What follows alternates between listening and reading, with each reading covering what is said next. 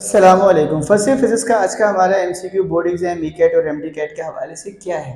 सवाल है हमारा, फ्लक्स पर यूनिट एरिया इज कॉल्ड, यानी फ्लक्स को अगर हम टोटल एरिया से डिवाइड कर दें तो वो फ्लक्स क्या कहलाता है। फ्लक्स पर unit area is called, option A torque, option B volts, option C charge, option D flux density. जाहिर सी बात है, अब तो हम समझ ही गए होंगे कि पॉपुलेशन की डेंसिटी कैसे निकालते हैं, number of people divided by area. तो और वैसे भी डेंसिटी का फॉर्मूला आमतौर पर जो केमिस्ट्री में आप लोग यूज करते हैं वह है मास अपॉन वॉल्यूम।